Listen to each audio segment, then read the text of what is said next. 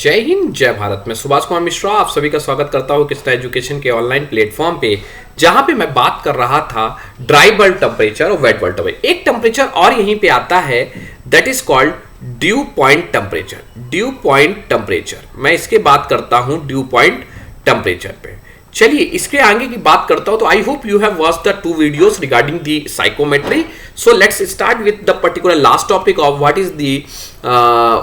what is the content of due point temperature. तो हमने wet bulb temperature discuss कर लिया था, जहां मॉइस्चर कंटेंट और कूलिंग हमें लेना होगा, और दूसरा मैं डिस्कस करने वाला हूं अब ड्यू पॉइंट टेम्परेचर। बेसिकली होता क्या है, मैंने आपको हवा के 2 रूप बताया। अभी ये थ्योरी आप मत देखिए स्क्रीन पे, आप मेरे साथ आइए। मैंने आपको बताया मॉइस्ट एयर में 2 चीजें होती हैं। मैं जरा इधर से लिखूं तो आपको ज्यादा समझ में आएगा कि मॉइस्ट एयर में 2 चीजें हैं। एक तो मॉइस्ट एयर में ड्राई एयर है, एक तो ड्राई एयर है, और एक आपका वाटर वेपर है। ये कंसेप्ट आपका बिल्कुल क्लियर हो रहा है। एक है आपका ड्राई एयर और एक है वाटर वेपर।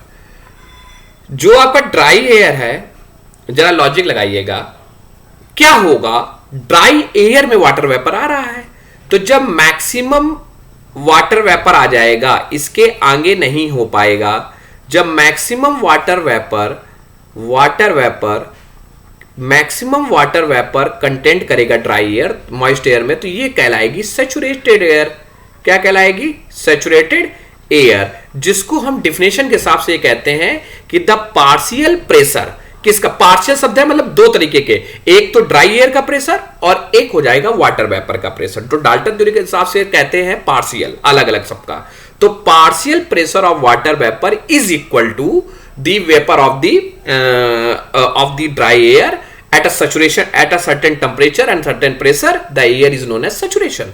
मतलब वो maximum amount of water vapour उसमें प्रेजेंट है, अब इससे ज्यादा नहीं हो सकते। इस तरह की एयर को हम सैचुरेशन एयर कहते हैं। चलिए दूसरी हो गई कि कुछ अमाउंट ऑफ वाटर वेपर इसमें ऐड हो सकता है। कुछ अमाउंट मतलब मान लीजिए इसकी कैपेसिटी 120 ml है, 120 ml वाटर वेपर मिलाना है किसी में, लेकिन अभी आपने मिलाया कितना है? सिर्फ 100 ml वाटर वेपर मिलाया है, मतलब मिला हुआ है। तो एयर में कितना भी बाकी है? 20। तो हम कह देंगे ये क्या है? अनसैचुरेटेड। क्या है? अनसैचुरेटेड। क्या है? अनसैचुरेटेड है। क्लियर है?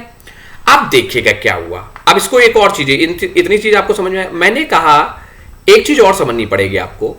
मैंने कहा कि ये एक चैम्बर है और इसमें टेम्परेचर है T is equal to 30 degree Celsius. अब इस चैम्बर में कितना वाटर वेपर मिल गया? मैंने आदमी बताया कि आपको इसमें 50 ml वाटर वेपर इसके अंदर मिल सकता है, वाटर वेपर मिल सकता है। ठीक है, किसी बच्चे ने कहा इसका टेम्परेचर बढ़ा के 50 कर लीजिए, तो वाटर वेपर भी हमारी संख्या बढ़ जाएगी। क्यों? टेम्परेचर बढ़ा तो वाटर वेपर भी उसके अंदर बढ़ने की क्षमता हो जाएगी, क्योंकि वो और भी वाटर वेपर को अपने अंदर खींच लेगी। लेकिन मैं बताऊं कि मैंने कहा कि इसका टेम्परेचर घट जाए, मान लो 30 से ये 20 डिग्री सेल्सियस आ जाए। सो इसके अंदर जो प्रेजेंट वाटर वेपर है वो क्या करेगा? कंडेंस होना चालू कर देगा। मतलब इसके अंदर वाटर वेपर ज्यादा है, लेकिन टेम्परेचर क्या हो गया? कम हो गया। तो धीरे धीरे जो वाटर वेपर उसके अंदर है वो वेपर से लिक्विड की तरफ आने लगेगा, और जो वो पॉइंट, जब वो लिक्विड आ जाएगा, वो पॉइंट जो होता है वो ड्यू पॉइंट होता है। तो वही चीज, the dew point is the temperature where water vapour start to condense. Water vapour condense मतलब it is converted into vapour to liquid, condense out of the air. The temperature at which air become completely saturated. पहली air कैसी थी? Unsaturated थी। इस समय जब वो 30 degree से 20 डिग्री उसको आना है, तो उस समय एयर क्या है? अनसैचुरेटेड है। और उसको सैचुरेशन बनाने के लिए उसका टेम्परेचर, मतलब मान लीजिए गिर गया, और टेम्परेचर गिर गया तो उसको सैचुरेशन मतलब उसमें बैलेंस बनाने के लिए आपको वो कंडेंस होगी, सैचुरेटेड एयर में। तो above this temperature the moisture stay in the air. मतलब नहीं, कुछ टेम्परेचर तक मॉइस्चर स्टे करे in the air. If the dew point temperature is close to the dry bulb temperature, if dew point temperature close है dry bulb temperature, it's mean अब इस logic को समझिएगा कि आपका ड्राई बल्ब जो टेम्परेचर लिया गया है और ड्यू पॉइंट टेम्परेचर की रीडिंग बहुत क्लोज है, इट्स मीन हवा में आर्द्रता बहुत है। ड्यू मतलब पानी कहीं ना कहीं, तो हवा में आपकी आर्द्रता जब बहुत ज्यादा होती है तो आपको नमी टाइप की लगती है। तो वही चीजें ह्यूमिडिटी यहां पे क्या होगी, if dew point temperature is close to the dry air temperature the relative humidity is high. बिल्कुल सही लॉजिक है।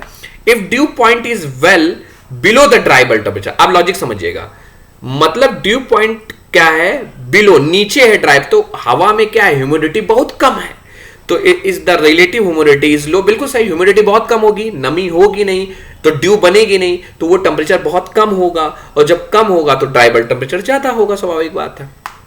Due point temperature is always lower than dry bulb temperature and will be identical with 100% relative humidity.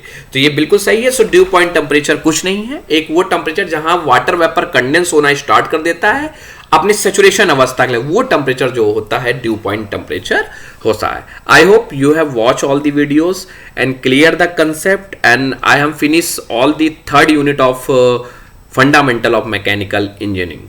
Thank you.